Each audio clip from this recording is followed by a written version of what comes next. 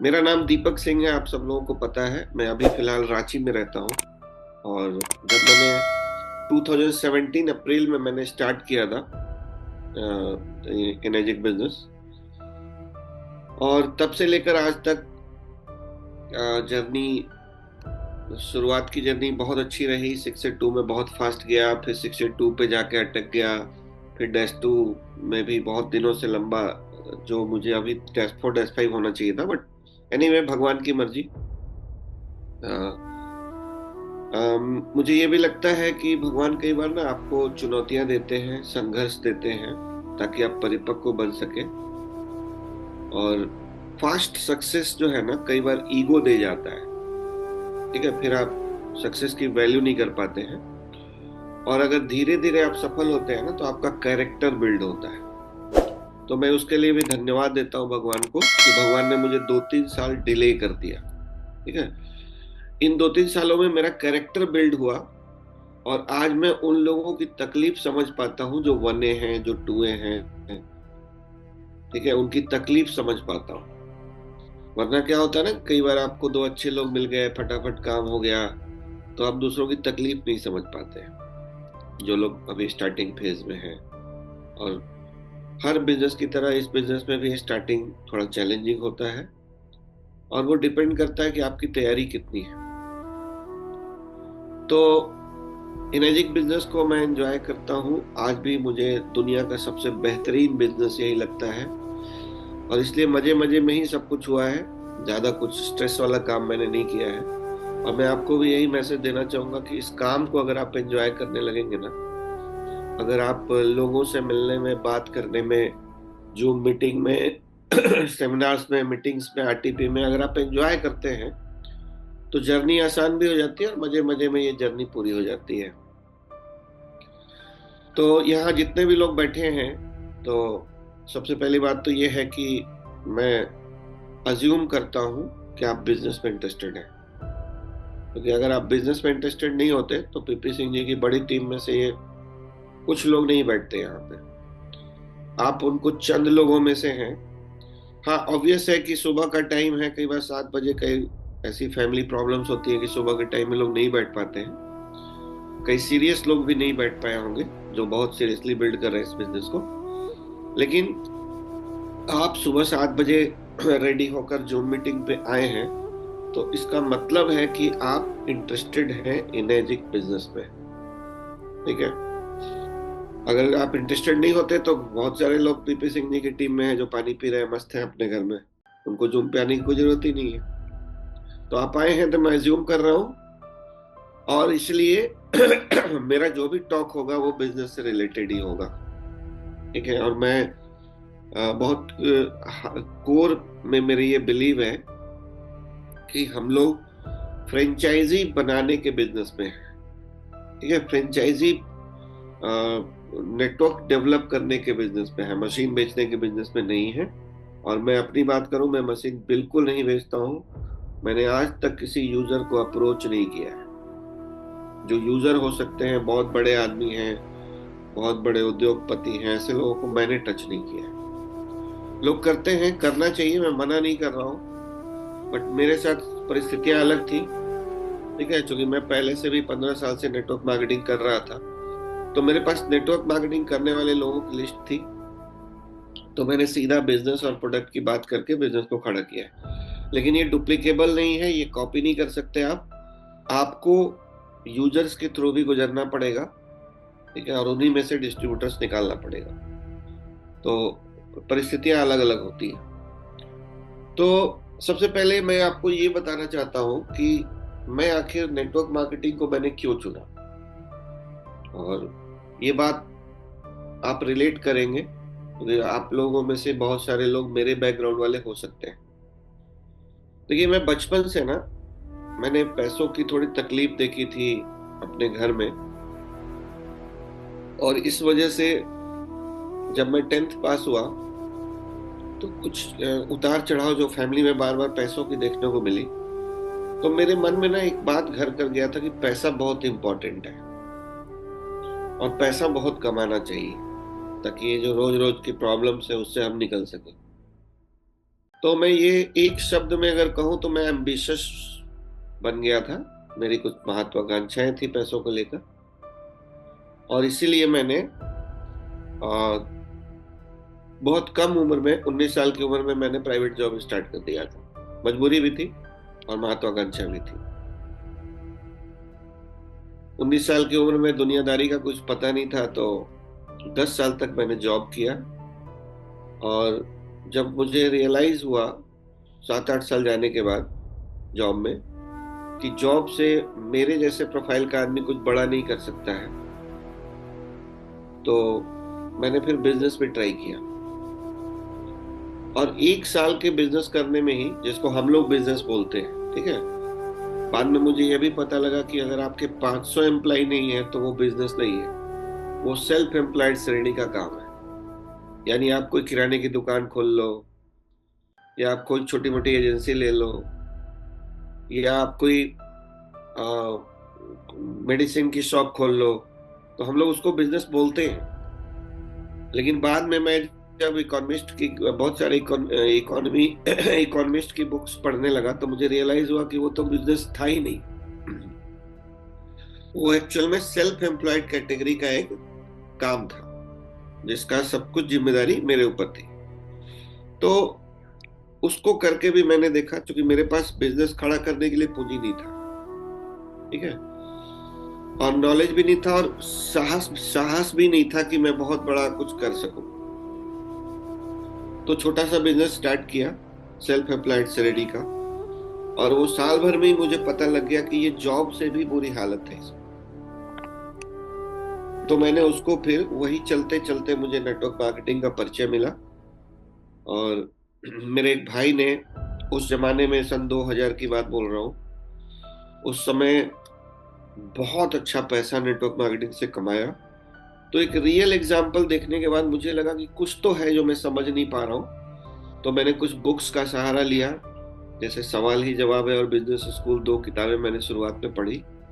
और फिर मुझे लगने लगा कि कुछ है इस इंडस्ट्री में जिसको और डीप जाने की जरूरत है, वरना ऊपर ऊपर से तो लगता है कि आदमी जोड़ना है, मशीन बेचना है, पता नहीं क्या क्या लगता है लोगों को। तो मैं डिटेल में गया, और वो दिन, सन 2002 का दिन और आज का दिन, चैलेंजेस आए, क्योंकि मेरे पास एक्सपीरियंस नहीं था। कई बार मैंने गलतियां भी की सिलेक्शन में, सब कुछ हुआ। लेकिन मैं इस कंसेप्ट से इतना प्रभावित हो गया, और मुझे ये बात समझ में आ गया था कि एक आम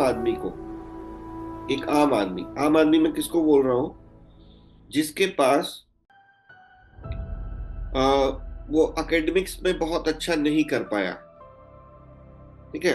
कई बच्चे होते हैं ना कि वो 10th में भी स्कॉलर, 11th में भी एकदम स्कॉलरशिप, और आईएएस भी बन सकते हैं, कुछ भी बन सकते हैं। पढ़ते समय आपके पास एक मौका होता है कि आप किसी भी बैकग्राउंड से हो, आप कुछ भी कर सकते हैं।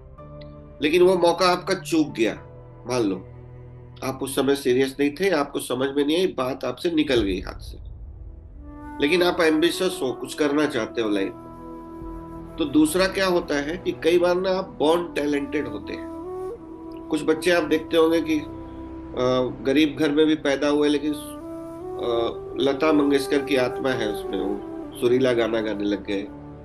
कईयों में देखेंगे छोटे बच्चे में ही धोनी या सचिन तेंदुलकर की आत्मा आ गई है, ठीक है, छोटे बच्चे में ही क्रिकेट खेलने लग गए बहुत अच्छा। कई डांस माइकल जैक्सन की औलाद पैदा हो जाती है। क्यों क्यों प्रेमल जी? तो सही बात है। हाँ, तो वैसा भी अगर आपके साथ नहीं है तो मैं उसको आम आदमी बोलता हूँ, ठीक है। तो मैं आम आदमी था, मेरे पास ना वैसा कोई क्वालिफिकेशन था, और ना मैं कोई वैसा सुपर टैलेंटेड पैदा हुआ था, और ना मेरे पास पूंजी था, बड़ा पैसा। मैं रजवाड़े में पैदा नहीं हुआ था, ठीक है।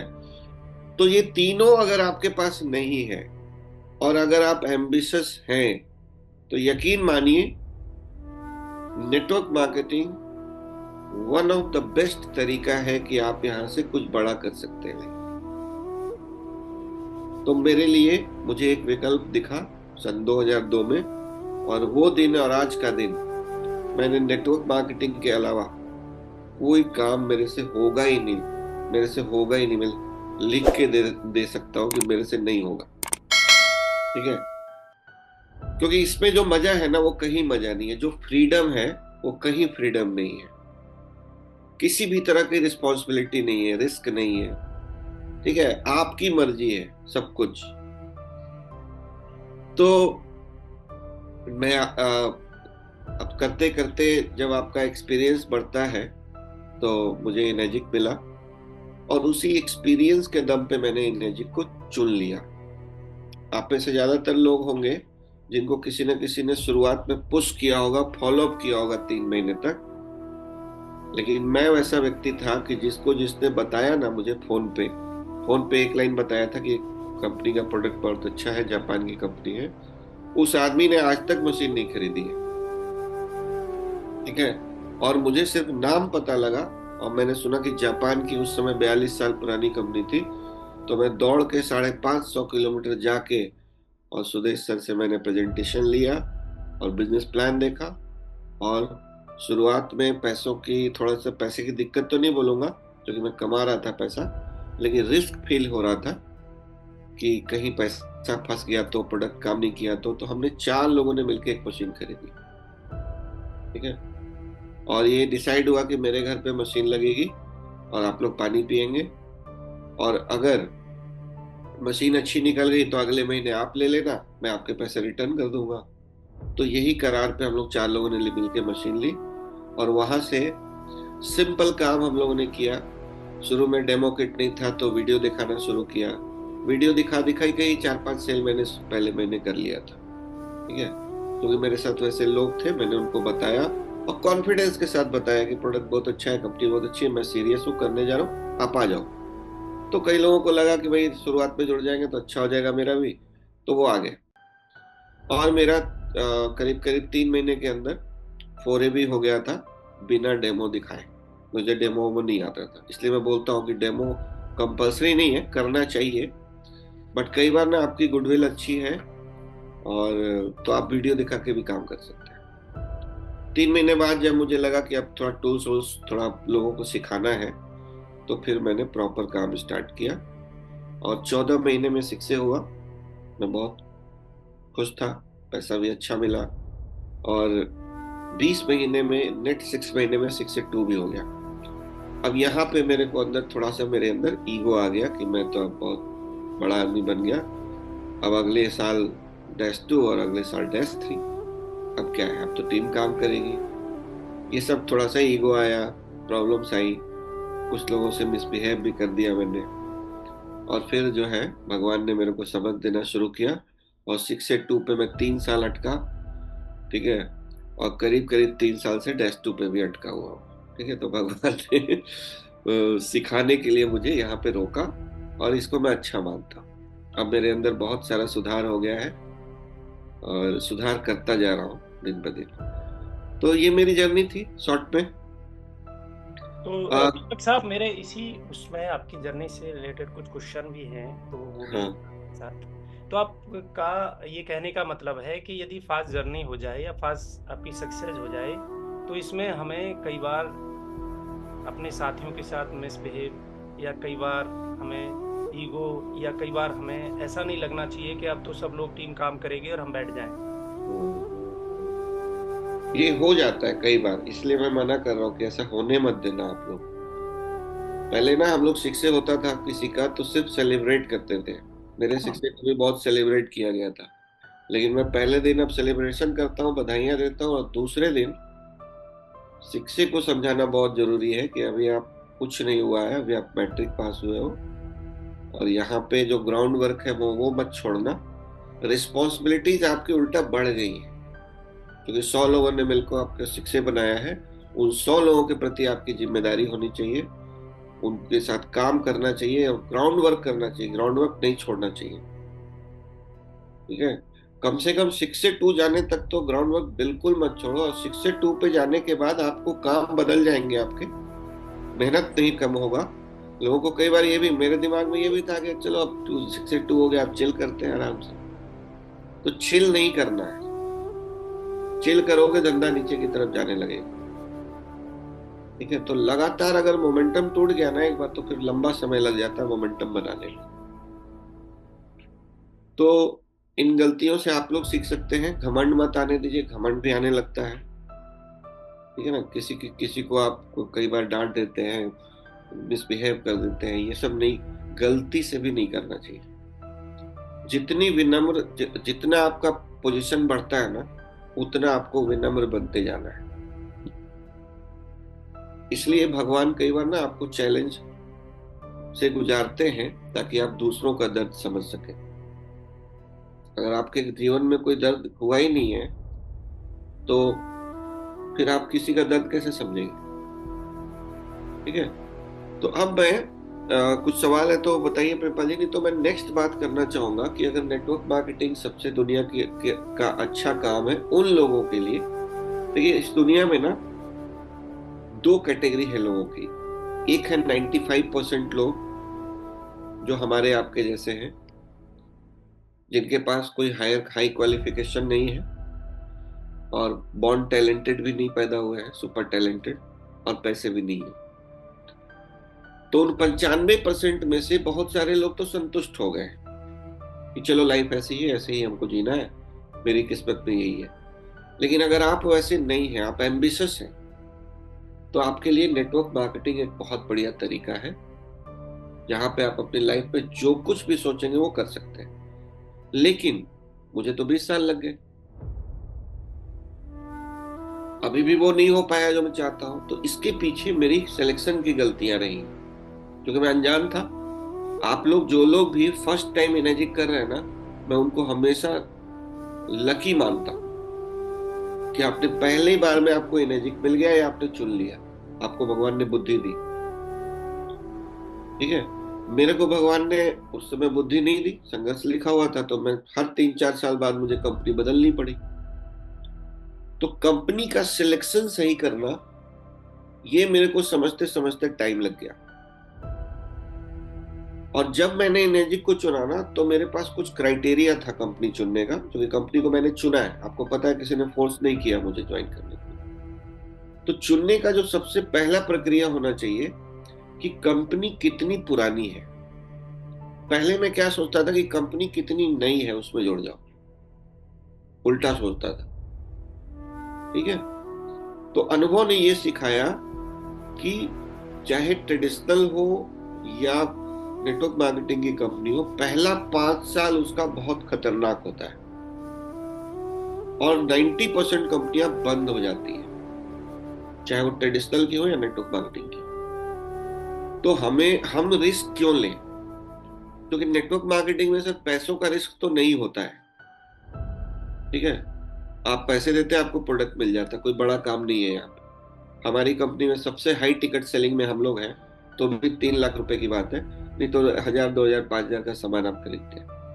तो पैसों का रिस्क तो नहीं होता है, लेकिन आपके टाइम का, आपके गुडविल का बहुत बड़ा रिस्क होता है, और वो रिस्क पैसों से भी बड़ा होता है। जो आप टाइम खराब करेंगे 2-3 साल नेटवर्क बनाने में, और जब टाइम आएगा पैसिव इनकम लेने का, तो पता लगा कंपनी निकल ली। और गुडविल का, जब आप पहली बार करते हैं ना, तो आपके रिश्तेदार, दोस्त, जानकार सब साथ देते हैं, लेकिन दोबारा कोई साथ नहीं देना चाहता, तो उसका भी नुकसान, बहुत भारी नुकसान होता है। इसलिए मैं हमेशा कहता हूँ कि कंपनी चुनने में बहुत से, लेकिन अब लकी हैं हम लोग, जैसे भी वो इनेजिक में आ गए हैं, यहाँ सब जुड़े हुए लोग बैठे हैं, तो इसको ज्यादा चर्चा नहीं करूंगा कि कैसे चुनना चाहिए। चुनने के बाद आपको ना, देखो, मैं एक लाइन में अगर बोलूं कि आपको क्या करना चाहिए, तो एक लाइन में कह सकता हूं कि आप जॉब करते थे या करते हैं, आप कोई बिजनेस कर रहे हैं या करते थे, आप कोई प्रोफेशनल हैं, डॉक्टर, इंजीनियर, वकील हैं, आप जो भी कर रहे थे, जिस ईमानदारी के साथ, जिस जिम्मेदारी के साथ आप उसको कर रहे थे, उसका 10% भी यहां अगर आप दे देंगे ना, तो यहां बहुत बड़ी कामयाबी मिल जाएगी। इतना ही कमिटमेंट चाहिए, और अगर उतना दे दिया आपने जितना वहां दे रहे थे, तब तो छप्पड़ फट सकता है। मुझे बहुत अफसोस होता है कई बार लोगों को देखते हुए कि वो जॉब कर रहे थे अपने दम पे, बिजनेस कर रहे थे अपने दम पे, प्रोफेशन कर रहे थे अपने दम पे, लेकिन इनर्जिक में आने के बाद अपलाइन के ऊपर जिम्मेदारी देने लगते हैं कि मेरा अपलाइन ऐसा है, मेरा अपलाइन वैसा है, डेमो अपलाइन करेगा, फॉलो अप अपलाइन करेगा, सेमिनार अरेंज अपलाइन करेगा। ये मानसिकता मेरी पहले दिन से नहीं थी। आपको पता है मेरे एक अपलाइन दिल्ली बैठे हैं, एक मुंबई बैठे हैं, ठीक है। किसी भी तरह का कोई भी सपोर्ट अपलाइन से नहीं लेके भी हम लोग कामयाब हो सकते हैं, क्योंकि हम ही वो व्यक्ति हैं जो अपनी दुकान खुद चला रहे थे, अपनी वकालत खुद कर रहे थे और अपनी नौकरी भी खुद कर रहे थे। लेकिन यहाँ आने के बाद ना कुछ अपलाइन नाम की एक चीज मिल जाती है, तो हम लोग धीरे धीरे डिपेंडेंट होने लग जाते हैं, ठीक है। तो इंडिपेंडेंट बनिए आप। जितने भी लोगों को इनर्जिक में ही नहीं, नेटवर्क मार्केटिंग की किसी भी कंपनी में आप अर्नर्स जो बढ़िया अर्न कर रहे हैं ना, उनको आप देखेंगे तो आप पाएंगे कि वो सब लोग इंडिपेंडेंट लोग हैं, अपने दम पे उन्होंने किया है, और आप भी कर सकते हैं। अपलाइन एक रिसोर्स है, उनका सहयोग मिल जाए बहुत बढ़िया बात है, ना मिले तो भी कोई दिक्कत नहीं। हम तब भी उनको रेस्पेक्ट देंगे, तब भी इज्जत देंगे, क्योंकि उन्होंने हमको एक अपॉर्चुनिटी से परिचय करवाया है। ये एहसानमंद हमको रहना है। अगर उनसे सपोर्ट मिल पाता है तो बहुत अच्छी बात है, नहीं मिलता है तो भी कोई बात नहीं, तो भी हमको करना है, क्योंकि लाइफ मेरा है, बिजनेस मेरा है। तो इसके बाद ना देखो, हर काम को हम लोग करते हैं तो टाइम देते हैं, जिम्मेदारी लेते हैं, सब कुछ करते हैं आप जॉब में, बिजनेस में। तो यहाँ पे क्यों नहीं? यहाँ पे इसलिए हम नहीं करते हैं ना, क्योंकि हमारा कुछ लगा नहीं है।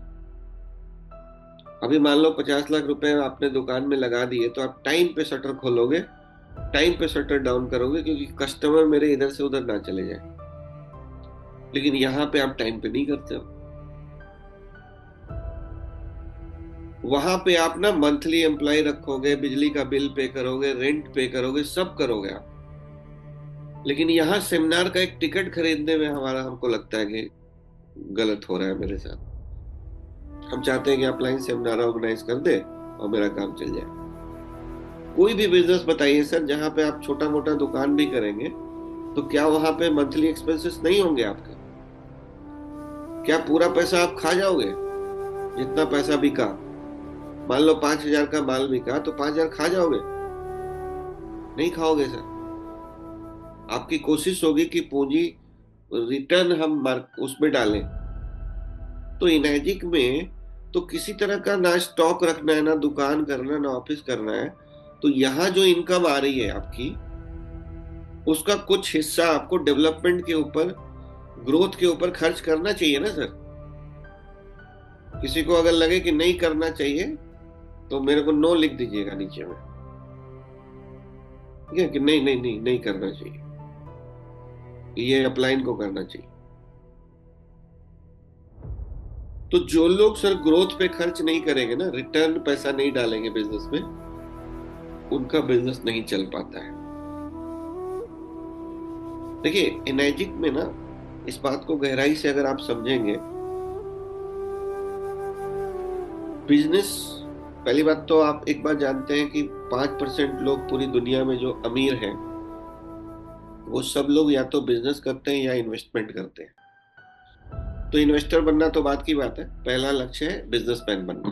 और वो भी बिजनेसमैन छोटा मोटा नहीं करते होंगे, किराने की दुकान नहीं करते हैं, वो 500 एम्प्लॉय वाला करते हैं, तो वो तो हम कर नहीं पाएंगे। लेकिन उनके बिजनेस में जितनी अच्छाइयां हैं, उनके बिजनेस में अच्छाइयां क्या है कि स्काई इज द लिमिट, कुछ भी कर सकते हैं वो लोग। टाइम फ्रीडम है उनको, क्योंकि 500 एम्प्लॉय काम कर रहा है।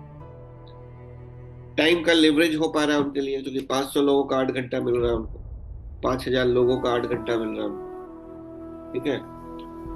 लेकिन उस बिजनेस की चुनौतियां क्या क्या हैं कि 100 में से एक चलती है और 99 बंद हो जाती है, और कई लोग दिवालिया हो जाते हैं और बैंकरप्ट हो जाते हैं और देश छोड़ के भागना पड़ता है। ऐसे भी लोग हैं जब वो फेल होते हैं, और 99% फेल होते हैं, ये भी बता दूं आपको। तो वो रिस्क भी हमारे पास नहीं है, और उनके जो एडवांटेज थे सब हमको मिल रहे हैं। टाइम का लिवरेज भी हम कर पा रहे हैं, बड़ा सोच भी पा रहे हैं, मेरे नीचे एम्प्लॉय नहीं तो डिस्ट्रीब्यूटर का नेटवर्क भी हम बना पा रहे हैं।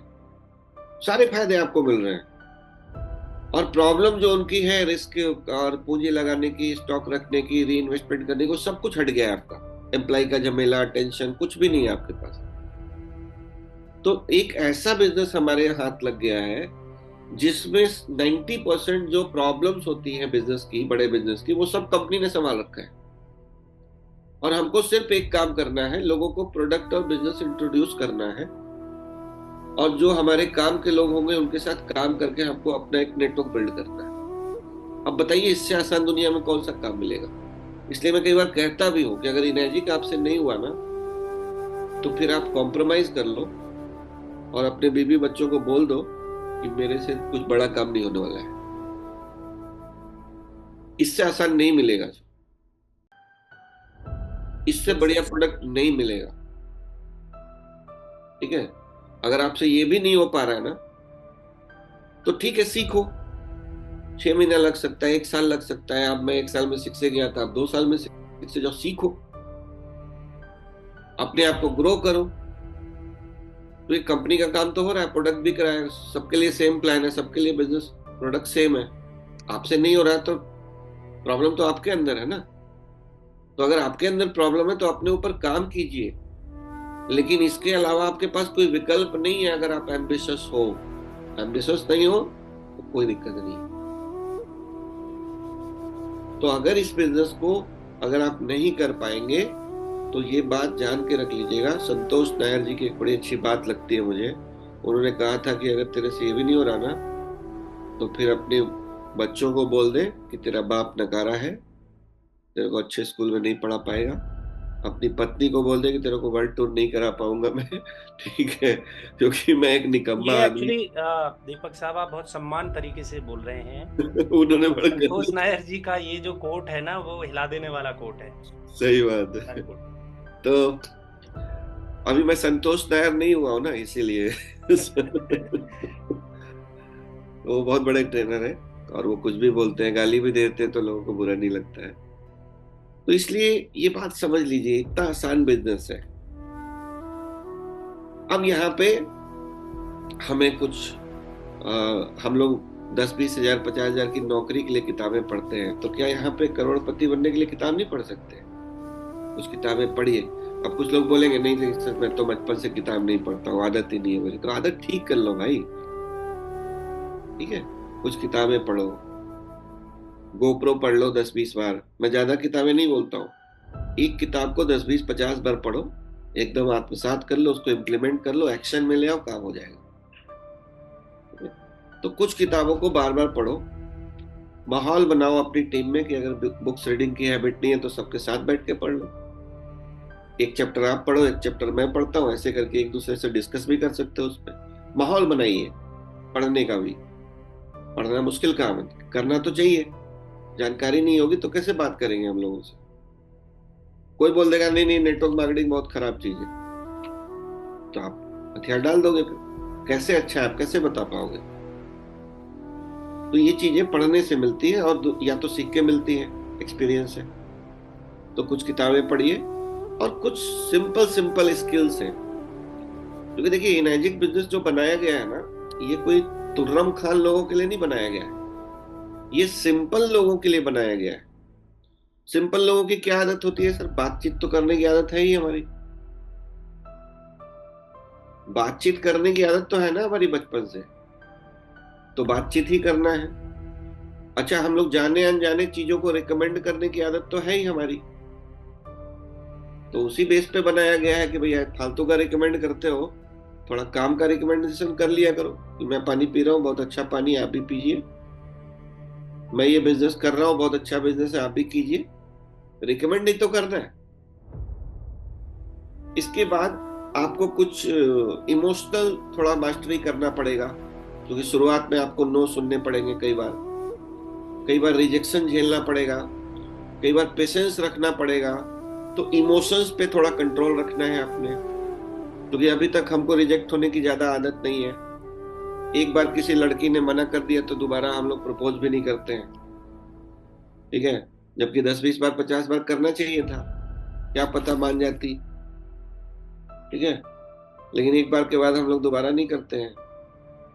तो ये चीजें सीखना पड़ेगा, सेल्स का थोड़ा सा ट्रेनिंग लेना पड़ेगा और अपने इमोशंस पे थोड़ा कंट्रोल करना पड़ेगा कि ठीक है, ना कह दिया तो क्या हो गया, ठीक है सोच के बताऊंगा बोल दिया तो क्या हो गया, आगे चलते हैं मिलते हैं। किसी ने कुछ ऑब्जेक्शन कर दिया, कुछ क्वेश्चन पूछ लिया तो हम लड़ने लग जाते थे शुरू में। नहीं लड़ना है, खुश हो जाना है कि क्वेश्चन पूछ रहा है, बेचारे को बताना चाहिए, उसको वेलकम करना चाहिए। अब क्वेश्चन का आंसर कैसे देना है, इन चीजों पे तो प्रेमपाल जी बात करते ही रहते हैं।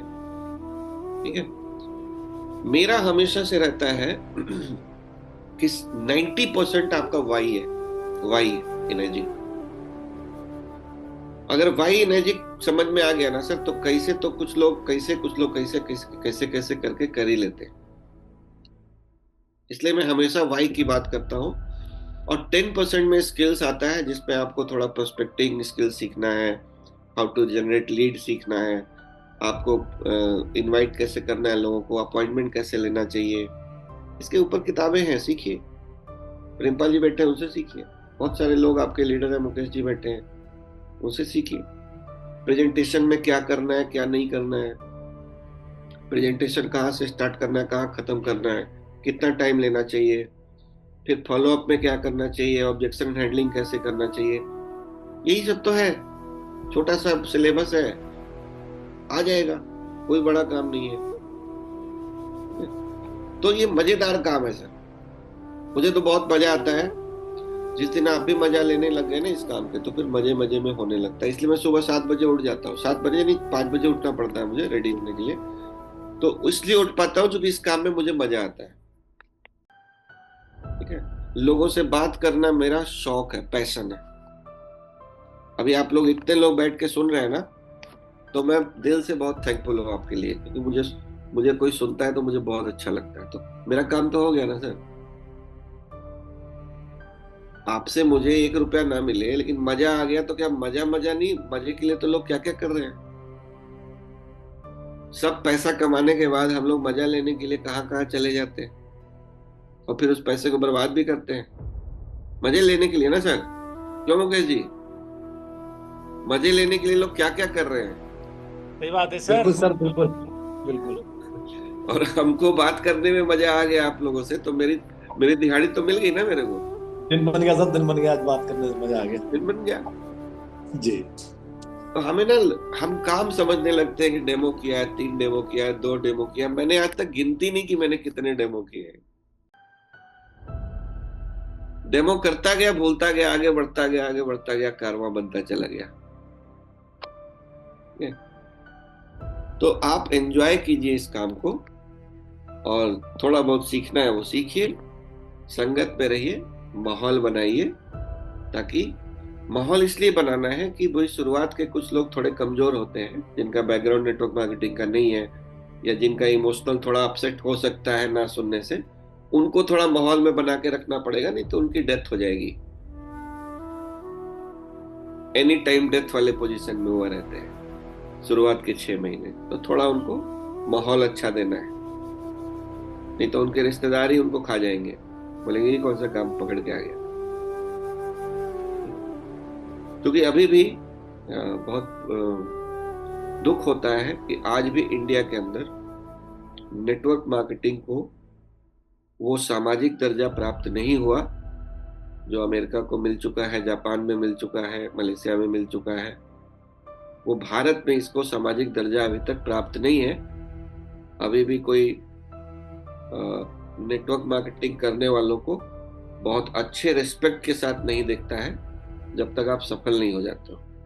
सफल होने के बाद तो इस दुनिया की का दस्तूर है कि इस सफल को सब लोग सैल्यूट करते हैं, लेकिन जब आपके संघर्ष के टाइम में लोग आपको बोलेंगे क्या काम है, ये सब बेकार काम है, तो आपको उन चीजों से गुजरना पड़ता है, और वहां पे थोड़ा इमोशनल अपसेट्स आपके हो सकते हैं। इसलिए मैं कहता हूँ माहौल बना के रखिए और अपने लोगों से मिलिए, और 1-to-1 भी मिलिए लोगों से, चाहे आप जिस लेवल पे भी हैं। जैसे अभी मैंने एक कार्यक्रम स्टार्ट किया है प्रेमपाल जी, जिसका बहुत अच्छा रिजल्ट आ रहा है मुझे, आप भी कर सकते हो, क्योंकि अभी मेरी टीम में करीब करीब 7,000 लोग हो चुके हैं। और हर महीने 125-150 सेल जाता है, तो मेरे लिए पॉसिबल, अच्छा काम भी हो रहा है, कोई साउथ में भी है, गुवाहाटी में भी है, पूरे पैन इंडिया में काम, इधर उधर अमेरिका जापान तक भी काम पहुंच रहा है। तो अब पॉसिबल नहीं है कि हम हर आदमी से 1-to-1 मिल पाए, या पता नहीं कब मिल पाएंगे, सेमिनार इवेंट होगा तो मैंने एक कार्यक्रम स्टार्ट किया है कि पूरी टीम को एक मैसेज दे दिया है कि कोई भी आदमी जो पिछले महीने जुड़ा है, अगर वो बैठना चाहे, बिजनेस करना चाहे, तो मेरे साथ आप 1 घंटे का जूम करवा सकते हैं। तो उस जूम में ना मैं पहले उनको समझता हूँ, क्योंकि मेरा काम करने का यही स्टाइल रहता है, और आप लोगों को भी बताना चाहूंगा कि आपका भी स्टाइल यही रहना चाहिए। हम लोग ना कई बार ये गलती कर जाते हैं कि हम बहुत सारे, हमें लगता है दीपक सिंह की 7,000 की टीम है, मेरे को भी 7,000 बनाना है। 7,000 दीपक सिंह ने नहीं बनाए हैं, मैंने सिर्फ 35 लोगों को ज्वाइन कराया है। तो मेरी कला ये है कि मैं 35 लोगों के थ्रू 7,000 तक पहुंचाऊं, कल 7 लाख 7 करोड़ तक भी पहुंचूंगा। ये कला आपको सीखना है। तो एनर्जिक में जब बहुत सारे डायरेक्ट करने की जरूरत ही नहीं है, तो फिर हड़बड़ी किस बात की है? इसको मशीन दिलाया, उसको पकड़ रहे हैं, उसको दिलाया, उसको छोड़ रहे हैं। हड़बड़ी में हम लोग ना पोटेंशियल डिस्ट्रीब्यूटर को गंवा दे रहे हैं। और मेरा शुरू से प्रेमपाल जी काम करने का, चूंकि मुझे क्लैरिटी था कि 5-10 लोग मुझे लेके आना है, और वो 5-10 लोग लाने के लिए मेरे को 100-200 डेमो करना है, और वो 100-200 डेमो करने के लिए मुझे हजारों कॉल करने हैं, और ये 10 लोग जो मेरे साथ आ जाएंगे ना, उनके साथ मुझे रिलेशन डेवलप करना है, और उनके साथ काम करके उनको सफल बनाना है। ये क्लैरिटी था मेरे पास। इसलिए मैंने कई बार लोग अपोज भी करते हैं मेरी बात को, अगर मैं इसलिए डिस्क्लेमर डालना चाहूंगा कि आप लोगों की सबकी अपलाइन है एक्टिव एंड ग्रोइंग, तो मेरी कोई बात अगर लगे कि इम्प्लीमेंट करना चाहिए तो एक बार अपलाइन से चेक कर लेना, ठीक है? अपने ग्रोइंग अपलाइन से पूछ लेना कि दीपक जी ने ऐसे किया, ये करना चाहिए कि नहीं करना। अगर वो बोलते हैं नहीं करना चाहिए तो बिल्कुल मत करना, ठीक है? ये पहले डिस्क्लेमर डाल दे रहा हूँ। लेकिन मेरा काम करने का तरीका ये रहा कि मैं दिन के 2 डेमो से ज्यादा कभी नहीं किया मैंने, या तो 1 किया या मैक्सिमम 2 किया, क्योंकि मुझे ये क्लैरिटी थी कि मुझे एक आदमी को कन्वर्ट करना है। हो सकता है वो एंटी MLM हो सकता है वो हेल्थ कॉन्शियस नहीं हो, तो घंटा भर तो मुझे उसको ही सुनना पड़ेगा पहले जानने के लिए। अगर वो मेरा जानकार नहीं है, मैं थर्ड पार्टी के रोल में गया हूं, तो घंटा भर तो मुझे उसको जानने के लिए चाहिए। फिर 40 मिनट या 1 घंटे का मेरा प्रेजेंटेशन अगर ध्यान से सुनेगा तो 1.5 घंटा भी लगा दूंगा, और उसके बाद क्लोजिंग पार्ट में भी मेरे को हो सकता है कि वो आदमी इंटरेस्टेड हो जाए तो 1 घंटा और लग जाए। तो मैं हमेशा 3-4 घंटे का मार्जिन लेके अगला अपॉइंटमेंट लेता था। ऐसा कभी नहीं करता था मैं कि मीटिंग हो गई सर, अब चलते हैं सर, नेक्स्ट मीटिंग बाद में मिलेंगे, अगला एक टाइम दिया हुआ है सर। ये गलती लोग करते हैं। बाकी आपकी मर्जी है, आप लाइन से चेक कीजिए, आपको 5 डेमो करना चाहिए कि 2 करना चाहिए। लेकिन मेरा मानना है सर कि अगर आप इत्मीनान से, स्थिरता आप में दिखती है ना, जितना आप कूल काम रहेंगे, जितने आप निश्चिंत दिखेंगे, उतना आपको लोग पसंद करेंगे। क्योंकि अगर आप खुद ही हड़बड़ी में भाग रहे हो तो क्या मैसेज दे रहे हो आप बिना कहे हुए? या रात को आप 11 बजे किसी के यहाँ डेमो देने पहुंच रहे हो। मैंने आज तक प्रेमपाल जी 7 बजे के बाद डेमो नहीं किया, क्योंकि उससे ना बिना कहे कुछ गलत मैसेज जाता है।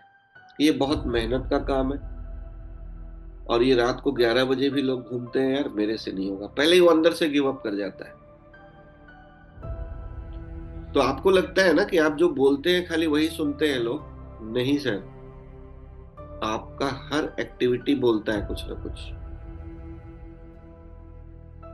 आप अगर फोन पे बहुत हड़बड़ी में दिख रहे हैं तो क्या मैसेज दे रहे हैं कि आपके जीवन में स्थिरता नहीं है।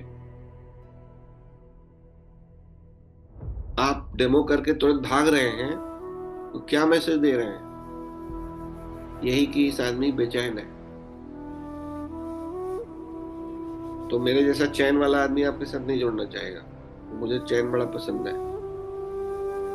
ठीक है? तो आपको ना अपने काम को ऐसा दिखाना पड़ेगा कि ये काम दुनिया का सबसे आसान काम है। तब लोग आपसे जुड़ना पसंद करेंगे, क्योंकि लोगों की लाइफ में सर पहले ही स्ट्रेस कम नहीं है। लोगों की लाइफ में पहले से ही प्रॉब्लम्स की कोई कमी नहीं है। आप एक और प्रॉब्लम दिखाने चले गए उनको तो वो खुश नहीं होने वाले हैं। आपको उनको सॉल्यूशन दिखाना पड़ेगा, तब जाके वो खुश होंगे। ठीक है, तो प्रेजेंटेशन के टाइम में ना आप क्या बिहेव करते हैं, ये बहुत बड़ा मायने रखता है, बहुत बड़ा मायने रखता है। और ये सब मैंने सीखा है धीरे धीरे करके, एक्सपीरियंस से और लोगों को पढ़ के, लोगों के साथ व्यवहार करके। मतलब जैसे ना धीरे धीरे क्या होता है, जब आप लोगों से मिलते मिलते मिलते मिलते मिलते मिलते ना इतने एक्सपर्ट हो जाते हैं आप कि आपके क्या बोलने से अगला क्या सोचेगा, इतना भी आप सोचने की क्षमता आप में डेवलप हो जाती है। ठीक है, तो तब तक जब तक ये क्षमता डेवलप नहीं हो रही है तो किसी को गुरु बना के उसको फॉलो कर लीजिए। जिस दिन आपके अंदर वो क्षमता डेवलप हो गई, उस दिन आपको सोचना नहीं पड़ेगा कि कैसे आपकी टीम बनेगी, आराम से बनेगी। ठीक है, क्योंकि आप दूसरे क्या सोच रहे हैं ये भी सोचना आप शुरू कर दोगे, तब आपकी बातों में एक अलग वो बात आ जाती है और फिर काम होने लगता है।